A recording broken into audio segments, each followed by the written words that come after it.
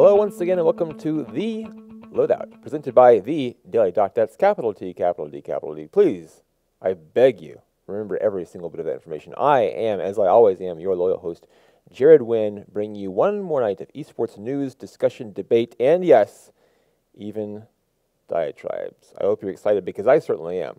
Mostly because I am joined by the one, the only, Sir Richard Lewis. Richard, tell me, how are you tonight? Great. Poured myself a jug of margarita, even though it's like 11 o'clock here. So that's prime time. That's happy hour. I agree. When the bars close and the neon lights go on, that's when I'm in my element. So. Exactly. Your lights go on at that point, as they say. Let's waste no more time with discussion of bars closing, a depressing topic, really. Let's get into Copenhagen Wolves. They are in some turmoil, if you missed some of this. Of course, the team was in danger of relegation with their very poor performance. They're automatically relegated, as a matter of fact, to the Challenger Series. Now, they've been fined for invalid contracts, going back to the days of Airwaks and YoungBuck, who, of course, since departed the team with some acrimony, with their whole tweeting out the bedroom situation there. Here's my twin cot, big enough for a 5'5" person to barely fit onto, next to my desk, which is very clean. Hope you enjoy it. They have the player exodus, the Challenger Series, the fines now for invalid contracts. They can't enter the LCS again until the summer of next year. Pretty long time. Copenhagen Wolves in League of Legends looks to be in rough shape. What do you think about where they are now and where they go from here? Well, I mean, look. First of all, let's talk about the fine of $3,000, which is a derisory and paltry amount. Not too heavy. No, and it's not too hefty for what is. For me, actually, a far greater transgression than anyone realizes or anybody seems to talk about. Because, a contract, look, I know you know this. I'm pretty sure a lot of the viewers know this, but let's just be clear. A contract is there to legally protect both parties that enter into a mutual agreement. Now, this contract is invalid. It's not been signed, which therefore leaves either neither party protected, or certainly one party being less protected than the other. Now, the whole point of this professionalism in esports that Riot are wanting to, encourage and help thrive. The thing that they talk about so often about how they're pushing the boundaries of esports.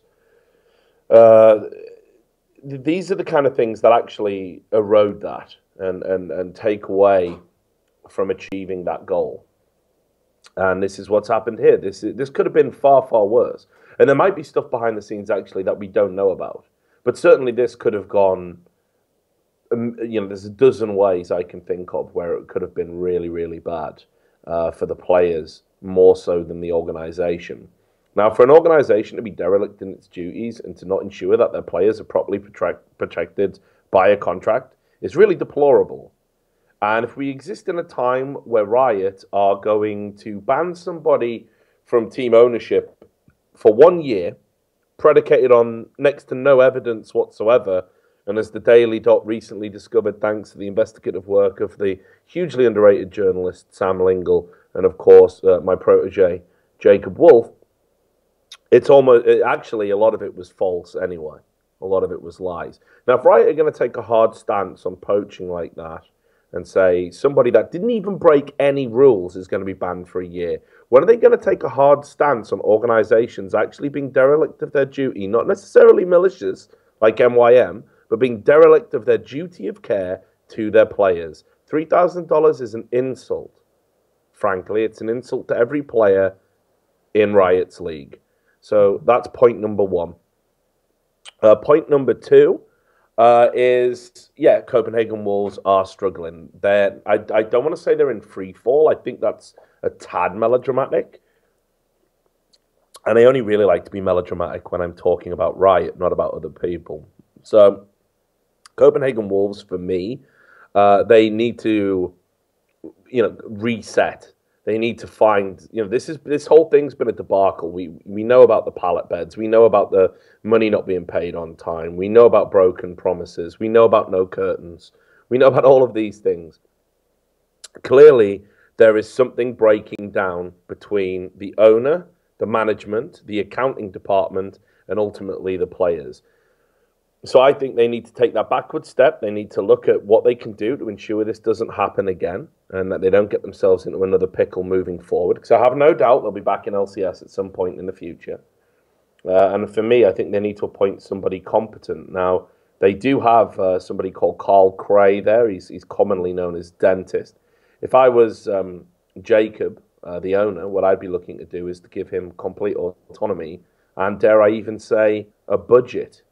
But of course, Copenhagen Wolves are having an even tougher time because they're one of the teams that have been hit by the Kinguin withdrawal. So, is there a budget there to even spend at this point? And being outside of LCS, you lose that Riot stipend, you lose a lot of money.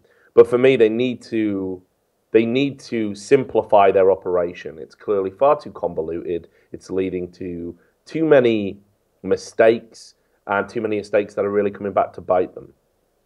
It seems like perhaps the fine was mitigated to some extent by the fact that Wolves did manage to fulfill stated obligations, even though the contracts were invalid. I think it should not really make a big difference, though, because you mentioned there's potential for imbalance there when the contracts are not valid.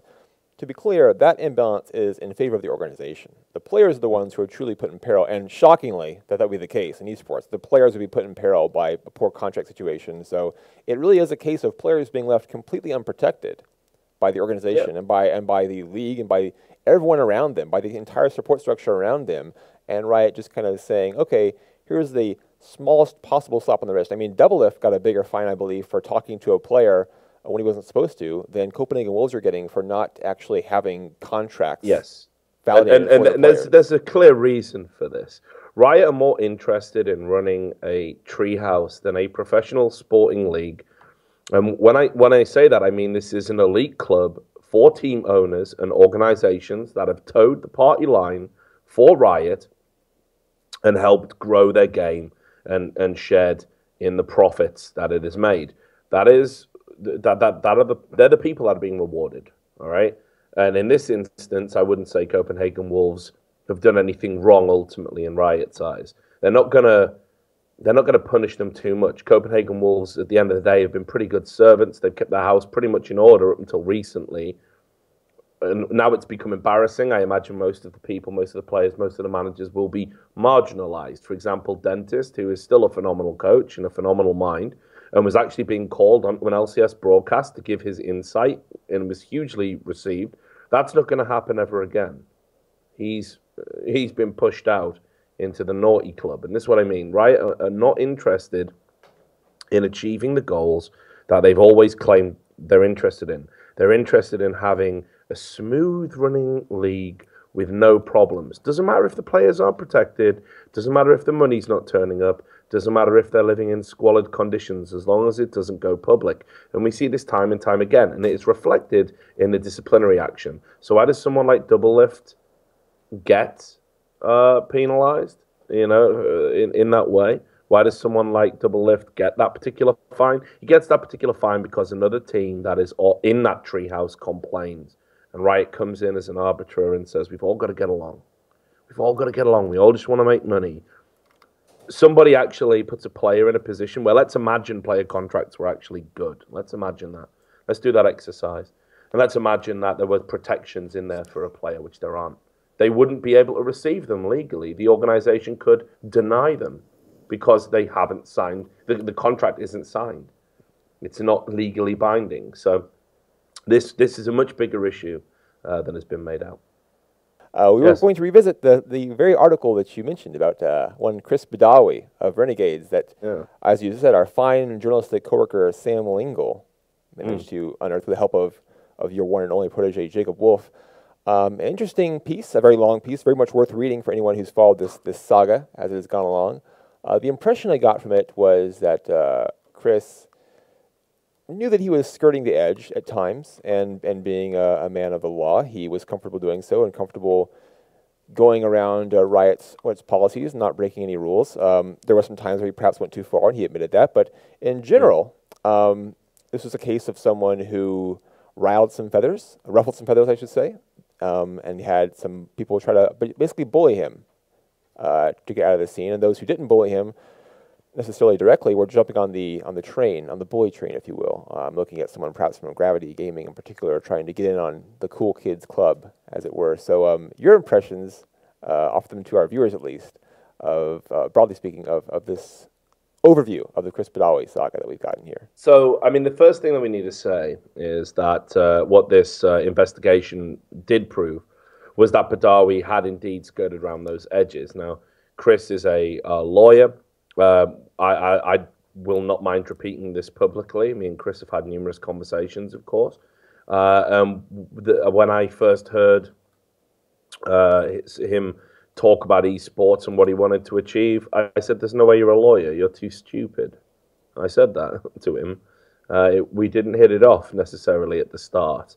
I tried to explain to him the last thing that esports needs is more naive idealists. They tend to fuck things up just as bad as the malicious people do. That's the sad reality. But he won me over, and we kept talking. And all through this, it was quite clear that what we had was a group of people. People use the term cabal. That's not appropriate because we know exactly who these people are, and a cabal is secret and shadowy in nature. But it's certainly a group of people who were aggressive towards Chris. They wanted to deprive him maliciously of being able to be an owner to achieve the same status that they did because of actions he had taken. Now, what you have to understand is he didn't really break any rules. I mean, that is the key thing here. The rules didn't exist at the time that he was doing things. What he did do was kind of disrespectful, against the etiquette you would expect of owner to owner. But then again, I don't think Chris holds people in very high regards. So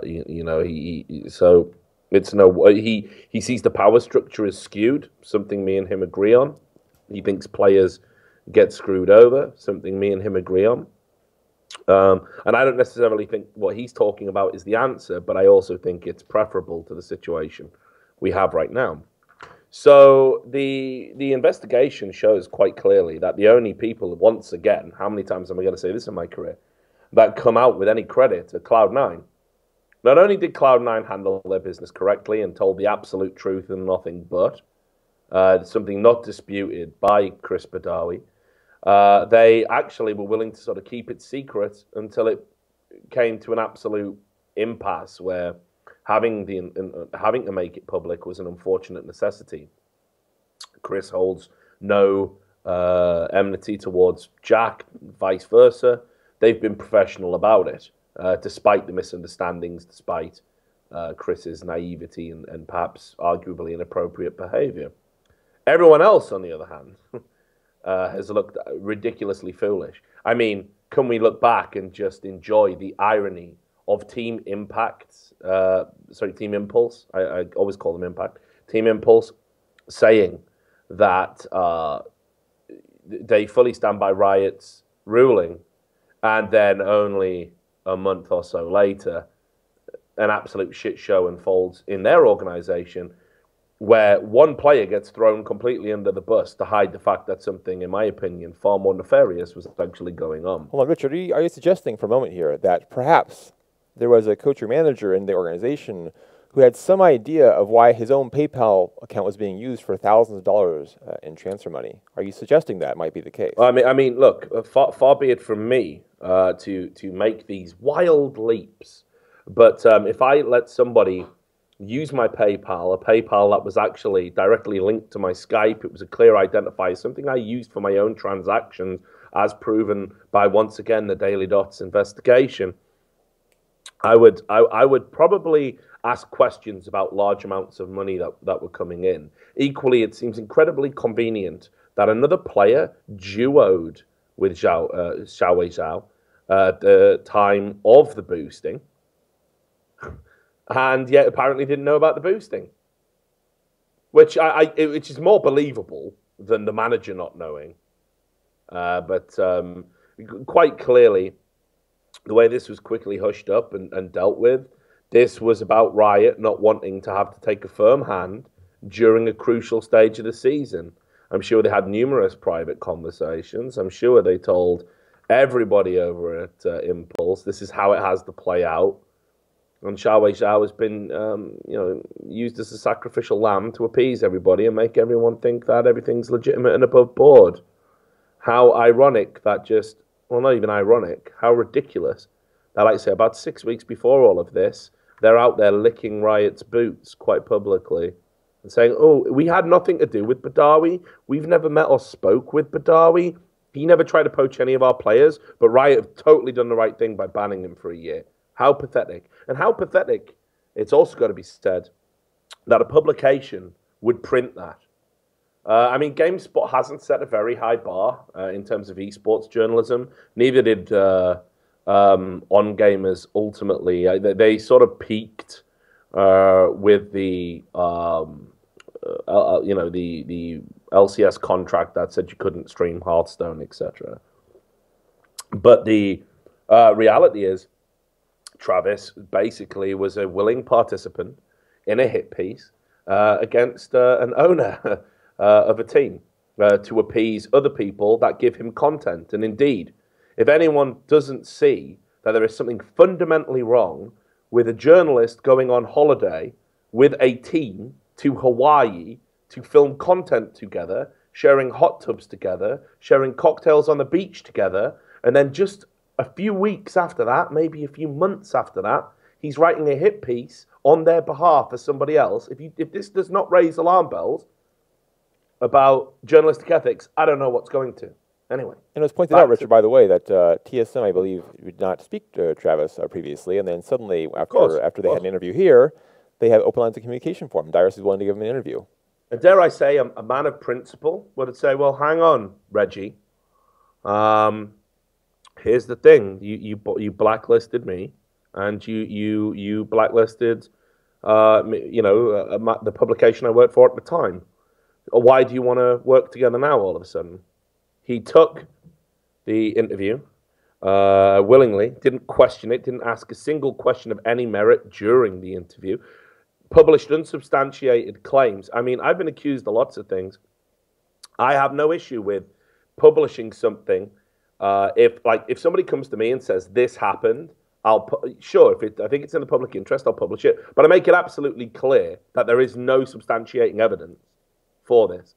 I certainly don't present it as the truth, and I certainly wouldn't rustle up 7 other rumor mongers and publish their shit. And I certainly wouldn't reach out to organizations that had nothing to do with the situation and say to them, hey, could you just agree with this on record for no reason? And of course, people forget Travis has previous for this. Travis is the guy who, when I wrote a story, this is a long time ago, about an organization called XDG and their support player Bloodwater, parted ways from the organization, and it was an acrimonious split by all accounts. Travis is the guy that went to that organization and literally said, can you go on the record and just say Richard Lewis is wrong with his report? Even though I was right. The organization had benched him. And he specifically asked them to do that. Just simply to denigrate my report, because it was at a time when On Gamers were getting tired of having their ass kicked by having a better journalist work for another publication and actually get all of the leaks and all of the information before them. So this is a man of low moral scruples. You could argue, in fact, his entire career is simply predicated on the fact, in an almost, dare I say, predatory nature. He saw an opportunity when a player, of course, Doublelift, needed somewhere to stay. And that's certainly what opened the door for Travis. Now, again, if people want to go in and explore the past, there's plenty to criticize him for prior to this publication. That's just telling the truth. Might not be a truth people like. Maybe, dare I say it, it's unprofessional of me to say it. But as you know at this point, Jared, I'm past caring. So anyway, just to summarize... You're past caring because you care so much, Richard. That's what it is. Well, no, I'm past caring about what people think. Oh, okay. It's got to a stage where the League of Legends scene is so ridiculous, so corrupt, so controlled by forces that care about profit and very little else. Someone's got to say something about what's happening here. And what happened to Badawi was an absolute disgrace. It was an absolute disgrace. I've never seen anything like it in my 10 years of esports. Literally, over 10 years now. I've never seen everybody in an industry line up to try and kick somebody out of it. And I've had people try and do that to me, and it wasn't this vicious or coordinated. So, just to make it absolutely clear, while I don't think the investigation necessarily exonerates Badawi, it certainly points to the fact that this ban is egregious. And in particular, what I would like to point out is, do you remember just recently, Jared, how, again, I'll bring up Dentist again. Do you remember how Riot claimed publicly that Dentist had lied and changed his story during their investigation? Something he's always denied and something Riot have produced no evidence to substantiate, by the way. So they penalized him in such a severe manner because he hampered the investigation. Well, did the owner of Team Gravity not hamper the investigation by lying through his teeth? Did he not hamper the investigation and indeed the perception of a team owner by publicly saying this happened and then admitting on a Skype conversation, which has subsequently been published and published by the Daily Dot, saying that I only did it to give you a headache because you give me a headache, i.e. it was revenge? What action are Riot going to take against him? What action are Riot going to take against Gravity? Because it's unequivocal now, and they've set precedent. So Riot have to take action against them and anyone else that has been proven to lie. So I eagerly await Riot rectifying this situation, but I will not hold my breath, Jared. It might seem, Richard, it might seem, to a cynic, perhaps, to a realist, maybe, that it's not so much about whether you tell the truth or whether you lie. It's about whether your statement is to the benefit of the Riot Games cause, regardless of the veracity of it. That would seem to be what we're getting at here, just kind of throwing it out there for consideration. I'm pretty sure our small hardcore viewership realize this already. They hear it every week. But how terrifying it is to exist in a landscape where there is one publication, literally one, that publishes anything negative about Riot Games. And yet, we manage to find something almost every week. Isn't that incredible? It's almost as if other publications could do it if they really tried and really wanted to. How bizarre that none of them manage it. Something to chew on. Some food for thought there. So the entire Chris Badawi saga, if you will, an unfortunate one, I think, certainly. Nothing that you could say that at the very worst he did was he tested some lines. Nothing that would justify being forced out unilaterally by an entire scene, an entire section of the industry. But definitely not. That's the way it goes in esports at this point, at the very least. You know, that's the way it goes. Certainly in Riot's section of the esports landscape. And I don't think the unfortunate thing, Richard, is I don't think this investigation or anything that comes out from here on out is going to change that this could happen again. I don't think it changes the precedent that's been set here. It's been made very clear that if you're coming into this arena in esports, you play by their rules or you get played out by their music.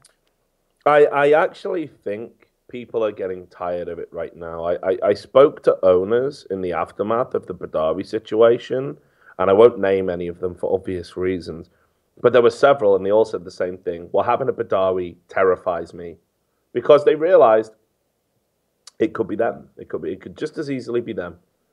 There is a hierarchy in existence within League of Legends, and all of the power brands that are an essential component of the LCS and the LCS's success, they're operating to a different standard, to different rules, and are having very different conversations, most of them private with Riot, to what everyone else is doing. And I would even dare say, should any of them ever fall out of favour and kick up a stink, they'll find themselves on the receiving end of similar treatment. I don't think Riot believe anyone is bigger than them or immune to any punishment. But this probably will happen again at some point. There are going to be owners that come in that Riot don't like the look of. There are going to be owners that Riot certainly silently disapprove of. Now that Monte Cristo is effectively going to be running Renegades, Right. He's going to be one of them. Even though he's a guy who's helped build League of Legends, add credibility to League of Legends, this is not a guy that Riot particularly have strong feelings for. Right. He's but Richard, critical is he on and message? Intelligently critical. Yes. Is he on message? That's, I think, the Riot question to ask. I was going to bring up, actually, Renegades getting their automatic qualification to the LCS by winning the Challenger Series playoffs over Team Coast. Just doing that. Yeah. And now, by the way, I also wanted to bring up, like, I'm usually not one to go into the whole trudging through the social media and all this stuff, but I saw a tweet. I did see a tweet by a certain individual saying that it was a bold move to publish this story the day that Renegades were playing a Challenger Series playoff match. And I have to say, I was very confused as to what that could possibly mean. I think it was Nick Allen, as a matter of fact, who made that statement. Former high management at Riot, now a high position at Twitch, where you're perhaps watching us right now. Any idea, Richard, what that could possibly have meant? What is the meaning behind that message? The inner workings of Nick Allen's mind have always been a mystery to me. He is a repellent individual, one of the most unpleasantly bizarre people I've ever had the misfortune to interact with in my time in esports. This is somebody who not that long ago was sending me the old "you're not making any friends in this business" message. Somebody who clearly has no qualms about using his influence and status to bully journalists. But I think what was most worrying about Nick Allen actually is he seems to think of himself as some sort of guy capable of dispensing life advice, which I find terrifying. I make a point of it actually. Whenever I'm speaking to people, there's an argument to say that a man in his 30s that's overweight, balding, has to drink to get through the average day in esports, and very often stares into the abyss and questions what he's doing for a living. I don't think I'm necessarily equipped to give advice. Now, somebody that works for a company that is as fucked up as Riot definitely isn't. Yet there he was, Jared. There he was. And I believe our last conversation we had was after he dodged comment once again, despite being my point of contact for comment on news stories about Riot games. After he dodged comment once again and ignored me, I think I tweeted something at somebody in my usual acerbic manner. And all of a sudden, my Skype lit up, it pinged, and there was Nick Allen. And he said, just some advice for you, man. And he started telling me about how I should behave on Twitter and how I should be nice to the people, and I started dispensing this hippy-dippy life advice. And I just snapped. This is a guy who I only have on my Skype anyway for work purposes, and yet he feels comfortable on numerous occasions giving me life tips, when clearly he should probably focus a little bit more on himself. So at that juncture, that is when I told him that I understand you have a skewed reality because you work for Riot and everyone treats you like Cyber Jesus, but it's not going to fly with me. I find this insulting. I find you ridiculous. You're a ridiculous man. And that's when we ran about the time we stopped talking. Now, in regards to this comment, who knows? First of all, it's shocking that someone with a long-standing history of being involved in some of the most, what's the best word for it? Some of the most skewed disciplinary decisions. Some of them I would even go so far as to say, is spiteful and malicious in their nature. A man who has presided over the farce that is the disciplinary side of the LCS, just in terms of consistency and upholding that thing, right? Let's talk about so much competitive integrity. Why he would even pop his head over the parapet just to even talk about this is hilarious, because this happened while he was still working for Riot Games. How bizarre he chose not to comment about the clear hatchet job while one of the team owners was getting absolutely et tu brute, stabbed like Caesar in the halls of the forum. How bizarre he had nothing to say about that, but had something to say about an article exonerating him. Nick Allen is a strange man, somebody I find quite sad, and is an example of how esports allows people to fail upwards. My gut feeling is it can't last much longer for him. I certainly imagine the rug will get pulled out at some point. To answer your question briefly, I can't understand what he meant by it, except to say, obviously, the riot ties are still a bit strong. It happens actually when you're in cults. When you're in a cult, it does take you a while. That's why they call it deprogramming. It takes you a while to realize you're no longer in the cult, and you don't have to, as a reflex, speak up on their behalf. Perhaps with some serious deprogramming and psychotherapy, you can be a normal person again. Who knows? Perhaps. That's me giving life advice. It is. Well, I accept your life advice, Richard. I think your life advice is well worth consideration. Perhaps when perhaps he'll come on the show actually with us and talk to us one day about his. Oh, I relish that. Yeah, I may even stay sober for it. I would enjoy that very much personally myself, and he could explain why it was a bold move to publish what was, I think, a very even-handed investigative feature on just a really good piece of journalism on a day a team happened to be playing a league match. What's bold about that? I guess it's bold for us to actually do investigative journalism in the space. Perhaps that's the bold move. Yeah, perhaps. Perhaps. We should move on. As much fun as I know you have talking about Nick Allen, who we will implore to join us one day and offer his. It's an open invitation. I really hope you will. That would be fantastic. Valve. We talked about Valve and the International on Monday. Didn't have very long to talk about it. So let's go ahead and get there so that we have some more time for that discussion. Because they have now specifically, since we last spoke, ruled out the idea of having a Counter-Strike International. They made it very clear. This sort of thing, the International, an $18+ million tournament, bringing together teams from all around the world, just isn't going to happen in Counter-Strike. Whether that's a good thing or a bad thing, I found the definitive nature of that statement to be a bit odd, saying that the emphasis for Valve was on diversifying their approach, was on having different approaches to having these big tournament structures, these big competitive gaming structures around, because you find the answers more readily. This is their take, not mine, to be clear. You find answers more readily whenever you approach things from different angles simultaneously, rather than putting all of your eggs in the one basket of the one big annual tournament. Although even then, they're trying to diversify that with their other majors for Dota 2. I understand that to some extent.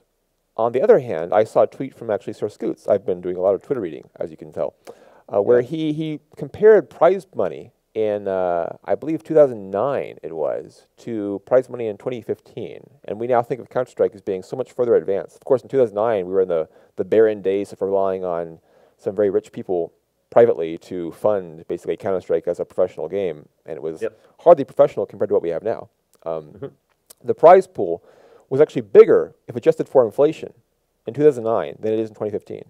That is... It was actually 2006. 2006, even further back, yeah. That's quite a statement. Even further back. Quite a statement to make. You're right, it was in 2006.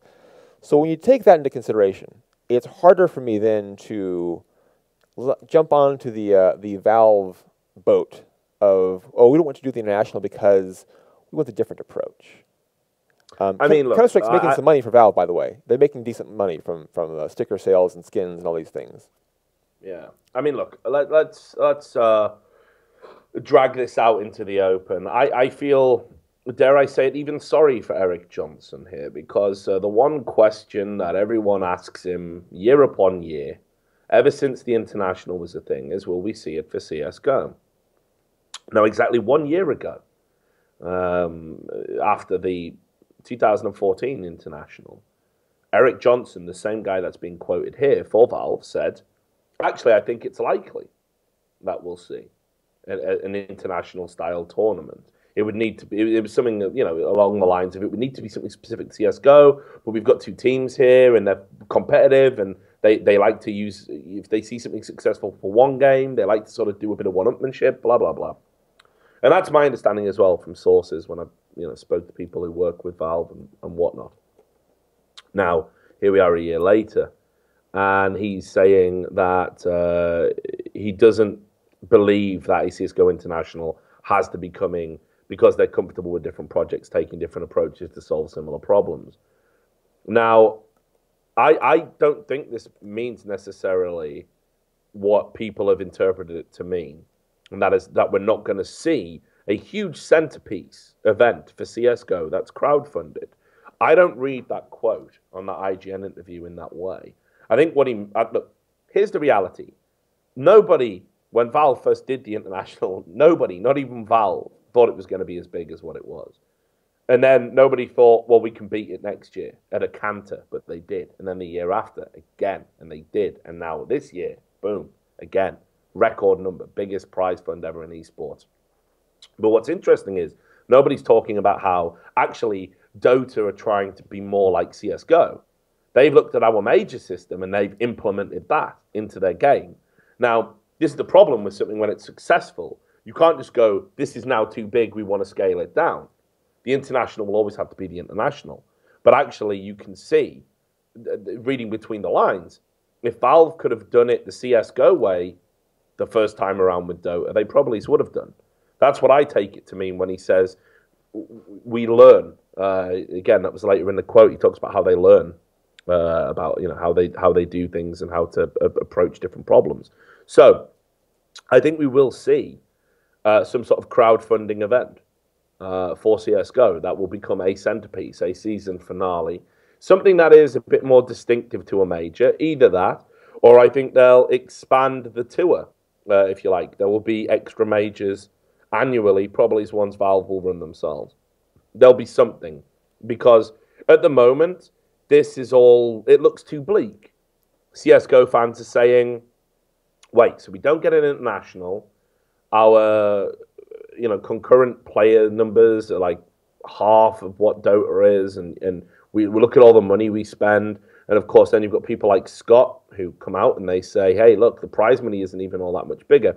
Clearly there is room for growth, there is room for improvement, but I haven't seen anything that Valve is saying, we're not going to expand the tour, we're not going to increase the number of majors, we're not going to have a big event, a big showcase event. I haven't seen that. I think this is just simply deflecting away. We're tired of talking about the international for CSGO, and we just want it. We want you to stop asking the same tired questions every time Valve have to face the media. I think that's what that is. I honestly think Valve will make an announcement about something very, very soon, because they haven't given us anything for a while. So, and we're starting to see ESL have their own events that are the size of majors, that they're funding out of their own pockets after the MTG acquisition. So yeah, there's something good coming for CSGO. Valve aren't stupid. That's the one thing Valve are not. So yeah, I think everyone's a little bit doom and gloom, a little bit overboard. That's par for the course with the CS community. We do always feel like, the red-headed stepchild, even though that's not always the case. So give it time, give it a few months, and let's just see where we are. I'm pretty sure there's going to be something announced. I will say the one thing that does concern me still, and I agree with you by and large, is that while Valve are smart, they have a very unique structure. They have a flat structure where people kind of do what they want. The Dota 2 team, I know, is significantly larger than the Counter-Strike Global Offensive team. And I also know that the CSGO team is somewhat insular. At least this is what I've heard through the grapevine in months past. Perhaps everything changed this past week and I'm wrong now, but I doubt that's been the case. And I also know that the Dota team and the Counter-Strike Global Offensive teams worked actively against one another. Or perhaps they don't try to sabotage one another, but they have a rivalry there. They want to do better than the other.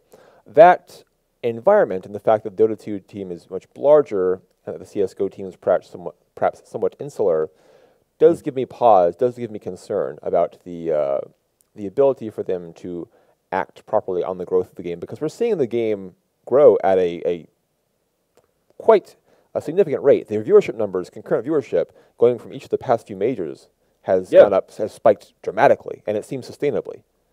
So I do worry about the structure and how Valve can make that work if they could perhaps do better. Yeah, I think first of all we need to understand that there are inherent problems with the international in the Dota scene that people perhaps aren't talking about. It overshadows every other event. And now that Valve are introducing their own majors, because players understand that you go to the Valve events are the biggest thing. Nobody else who wants to run an event around a Valve major or an international can do so within at least a month of it. Right. So we've also had massive oversaturation problems, and arguably having the Valve majors there will combat that. But there's still something fundamentally broken about having a tournament that is so much huger than anything else on the calendar. That, yeah, it's great. It's a great story. It catches the eye. It gives a great esports moment. But ultimately, in terms of a long-standing season, a running season, creates its own problems. You've all seen players getting kicked just before the international, new teams coming together, people trying to wriggle out or even buy their way out of contracts because they understand that the fiscal rewards, if you're able to make some super team before going to the international, are there. So with CSGO, we've got a much steadier season, and I like that. I like the fact we have a regular season. It works. Now we've built up these elite level players, these elite level teams that have brand awareness, that get to sell their merchandise and everything else. Now, for me, it's time to invest in a way that benefits the Tier 2 teams. How do we bridge the gap? How do we grow the scene organically? Now, I don't necessarily have all the answers for that, but I can definitely think of a few. And I think Valve will have obviously been able to think of a few as well. I'm pretty sure Valve will know. They'll have some ideas, and that we need to start to make the money trickle down. I mean, that's another problem ultimately with the international. You know, it's elite level organizations, and in fact, again, there's stories that haven't even come out. There's organizations, and again, I won't name them because it was a previous sort of administration that did it. But I could tell you about organizations that stopped paying everyone else within that organization, all their other players, all their managers, and were making up all sorts of lies and excuses. And it was just to scrape the money together to get a Dota team to go to the international. So because that's way more important, especially if as an org, you're getting 20-25% of any winnings. It's an instant return. So there are lots of problems. I think we need to grow the second tier now. I think the top tier is fine. I really like what's happened with CSGO. It's impressed me hugely. This is the most professional I've ever seen any version of CS. And the players are all recognizable, iconic. Now we need to lift up the little guys, the guys below the heroes and the legends. And what can we do for them? And if we do that, we'll definitely be seeing the benefits in a way that maybe Dota isn't even in a year from now. Speaking of that, Richard, I want to go here real quickly. I spoke to Dead, the manager of Luminosity Gaming, the former Keyd Stars team. It's one thing, I think, to have teams like perhaps EFRAG in Europe be risen up. It's one thing to have teams even in North America like CLG earlier in the year when they upset Envy at the X Games, to have them get their opportunities to shine.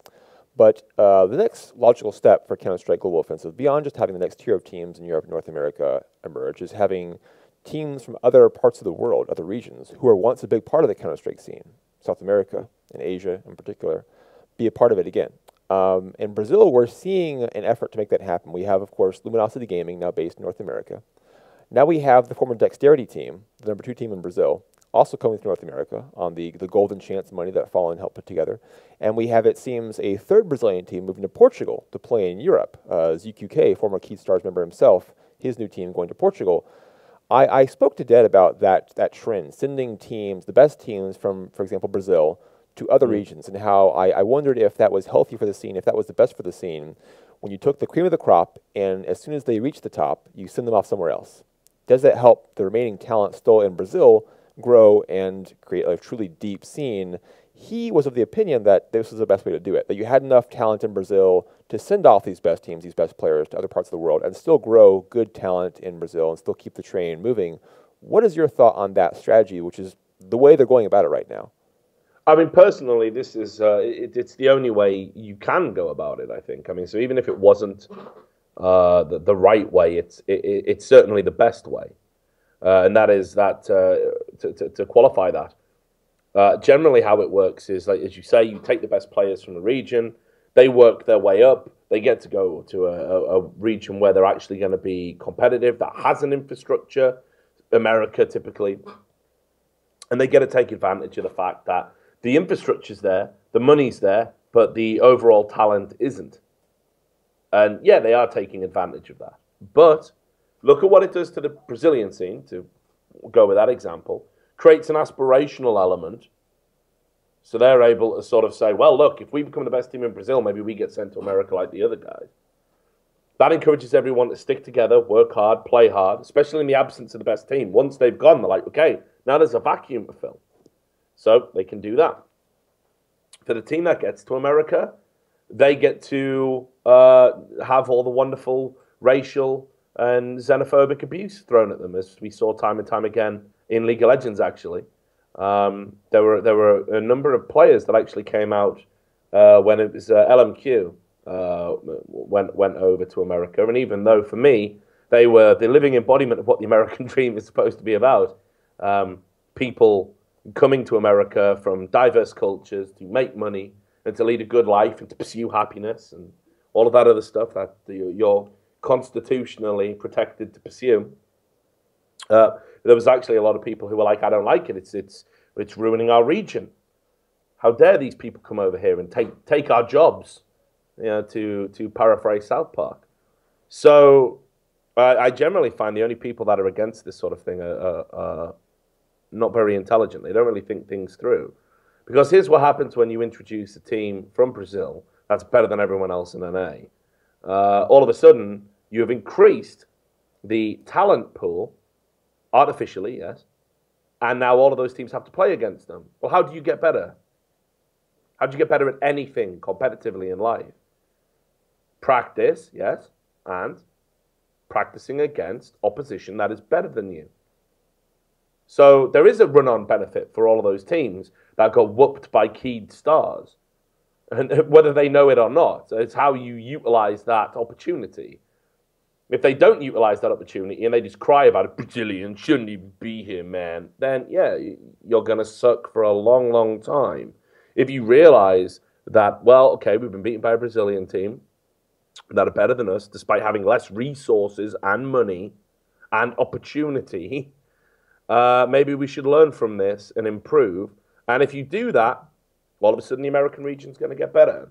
Put it this way, to use an analogy that might be wasted on some of the viewers, there was a big argument over here in the UK about the English Premier League and the influx of foreigners. I mean, that is actually the key phrase used in the media, influx of foreigners, and how it's going to kill English talent.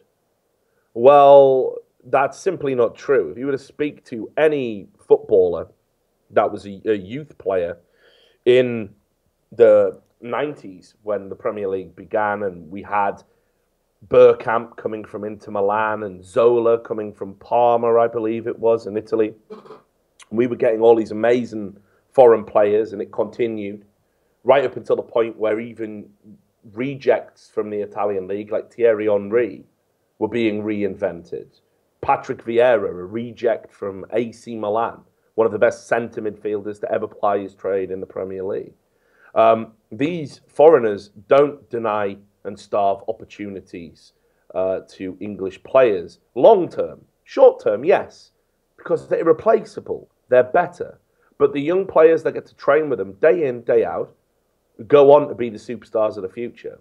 And it was nothing to do with an influx of foreigners that made English football lag behind. We produced a golden generation of players. We had Gerrard, Lampard, Ashley Cole, John Terry. I mean, you know, you could reel off all these English footballers that all came through the youth system of their club at a time when apparently foreigners were stifling their opportunity. The difference is, when Germany had their golden generation, they made it to semi-finals and they won cups. And they did that because they had the management and coaching infrastructure and futuristic technology coaching methods. We didn't have that in England. That's the difference. That's the only difference. Anyone says otherwise, you know nothing. I will not have it. It's a ridiculous argument. It has been a ridiculous argument. Sadly, it's one that the red tops like to make day in, day out. So linking this back to esports, being around foreigners, competing against foreigners, if they're better than you, learn from it. Become better than them. They're not denying you an opportunity. They're actually providing you with one if you've just got the right kind of eyes to see it. I will say there are some teams and players, Cloud9 in particular, who might take issue with Keyed Stars having been the best the moment they arrived. But I do take your point. I think it's clear that both Keyed Stars and the top American teams all benefited mutually. Keyed Stars, I'm sure, benefited by playing Cloud9, CLG, Team Liquid day in, day out, rather than playing the Brazilian teams they come to master.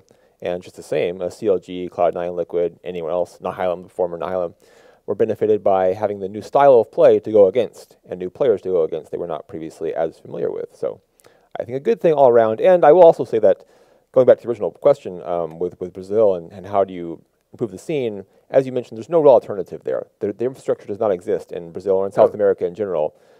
And that is, of course, a whole other subject, how you create the infrastructure in South America today, given the issues that exist there. Asia is one thing, and Asia makes South America look like a breeze, given the differences there and the issues with having good, solid infrastructure. But we will perhaps cover that topic another day. I'm not sure if you're aware, Richard, next Thursday, ESL Cologne gets underway.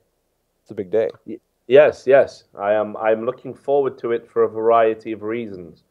Now, not just... first of all, I think I'm going to attend, and I haven't done this for the longest period of time. I think I'm going to attend an event, kind of as a fan, maybe do some press stuff for the Daily Dot, but just generally enjoy an event. I can't remember the last time I got to do that. Wow. So I'm looking forward to that immensely. And then on top of that, I don't know if you've heard about the scheme that I've got going on my other show. Which one's that? So on Trash Talk, I've been coming up with an idea. Obviously, ESL have moved to protect esports against drugs, okay, which apparently are a problem. So I racked my brains about other things that could potentially affect the competitive integrity of a game. And I came across there's a psychic. There's a psychic and a witch called Blondie. And she can cast spells, Mayan spells, to affect any outcome you desire. So we've paid her. She's already cast the spell, actually. We've paid her to ensure that NIP will win the ESL 1 Cologne Major. It's paid, it's done. And I'm pretty sure that ESL have no form of magic protection or psychic protection whatsoever. So what are they going to do about that, Jared, is my question to you. Well, they didn't have much protection from mouse lifting measures, so I'm not sure what they can do against psychic attacks. Should we call it an attack or a psychic assistance? Oh, no, it's definitely not an attack, actually. No, I mean, no. Blondie's a lovely witch. Okay. She's on. People can see more about this later, but basically, we've installed a 3-spell process. She's very thorough. Okay. Including she's going to astrally project herself into Adam Freiberg's brain. This is what her words, not mine.